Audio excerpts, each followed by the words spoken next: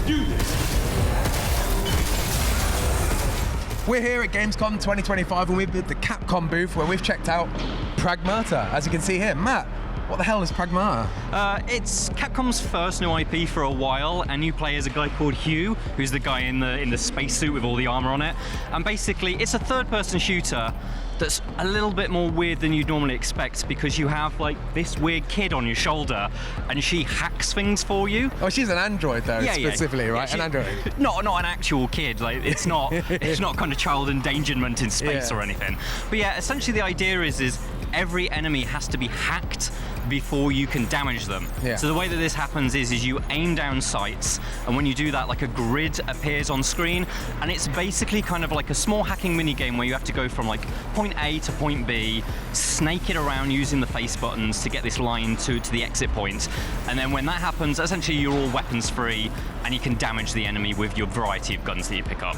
Yeah, so interestingly, I noticed as well, that may sound like intense to a person, like having to, before you even fire a shot, having to do this mini game, but the enemies, well, at least what we've played, are quite slow moving, and Plodden, so it gives you a nice window to like actually focus on the mini game while you're doing it. It's really interesting. Yeah, I think they've kind of had to rethink how shooting works in a third-person shooter. It's not like Vanquish or kind of something like Doom Eternal, where the way that they rethought how shooting would work is they sped things up. This actually really slows things down. So from what we played, you were only going up against like maybe 2 enemies at a time, and because you're only up against 2 enemies, you've got that time to go through the mini game. The harder the enemies are, the kind of harder the mini game becomes, but never really that challenging. That's my only kind of like concern of what we've played so far, is after you've done it like 2 or 3 times, it sort of instantly becomes second nature to do those mini games.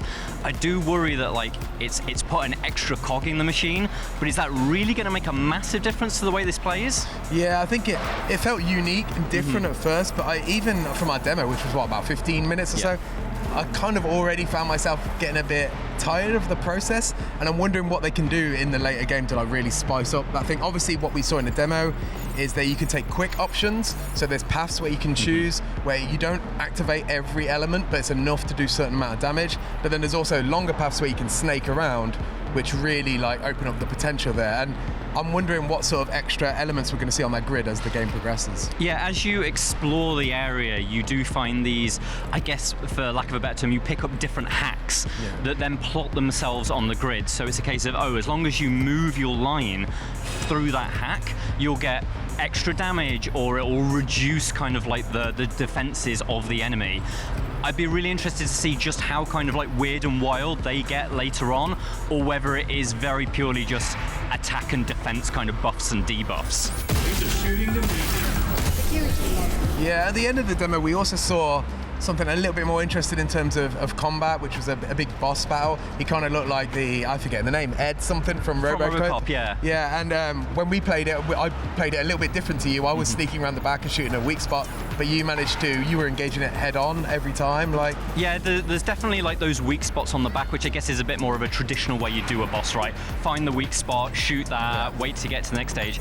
I went for like a full frontal attack, which did mean, I don't know if you had to hack through multiple layers of security, whereas like normal enemies you hack them once and then you can kill them. This guy required me to go like 3 or 4 different routes through there, but then I was able to overheat the enemy and then do kind of like effectively a quick time attack where Hugh would launch himself onto the back of the enemy and do kind of like, like 4,000 damage, blow armor panels off it.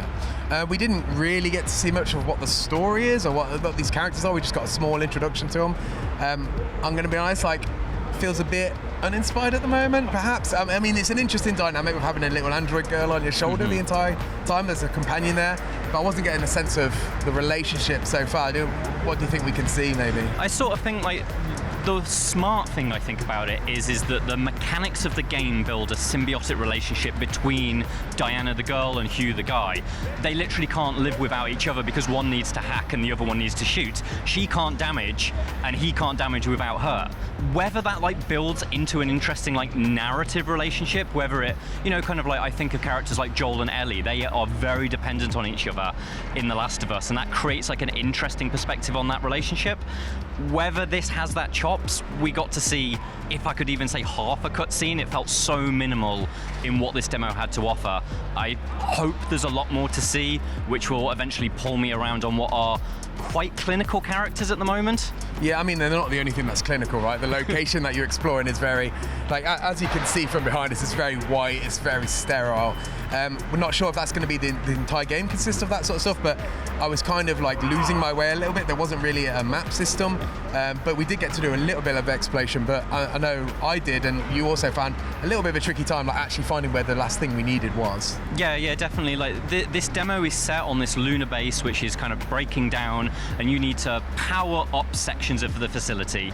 And that's kind of all I got about what this facility did. I know that it is powered by something, but it's not like, so for example, when I think of like interesting derelict kind of space spaces, I think of something like in Dead Space when you're exploring that spaceship, and every area of it feels like it's, okay, I'm in the medical ward, I'm in the engineering bay.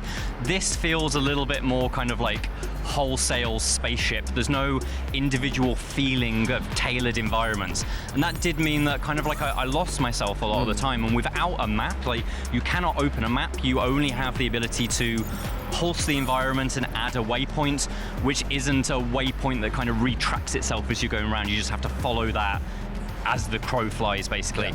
And I did find myself getting very turned around, sort of like returning to the same environments over and over and being like, I think I've been here, but I can't quite tell because everything feels a bit the same.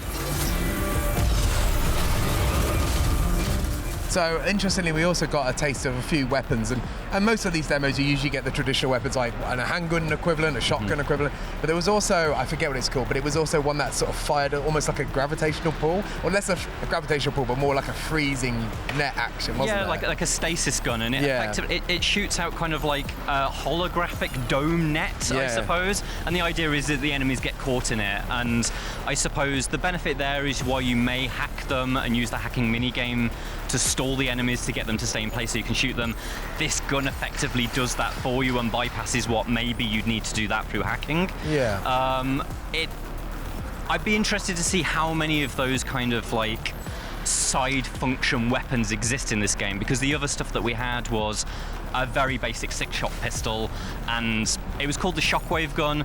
It was effectively like an energy shotgun. Yeah. Like, other than that, like fairly traditional weapon staples. I do think that third weapon though really, like, it teases us with the idea that maybe this could be a game full of unique weapons and unique opportunities, and that's what I'm kind of looking for, really, because I already felt like a little bit of a samey action within a small slice, so I'm really hoping that the game can open out and go some weird places. I mean, it's a weird premise, right? You want it to go weird places. Yeah, what I want to see is not just in like the other weapons, but in the environment design as well. There is a really cool idea at the center of this game, which is that let's take third-person shooting and augment it, like rethink how that works. We slow it down, we reduce the amount of enemies, but we make each enemy harder to defeat because you have to do this hacking minigame.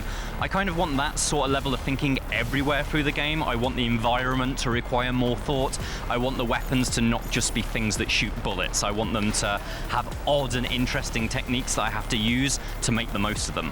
So that's everything we've learned about Pragmata. Obviously, we got to see some other Capcom games, and you know, stick around for the show. You're going to see more of that. And on our YouTube channel, you can check out more of our thoughts on Resident Evil Requiem and on Onimusha, Way of the Sword. But for everything else, Gamescom 2025, stick with IGN.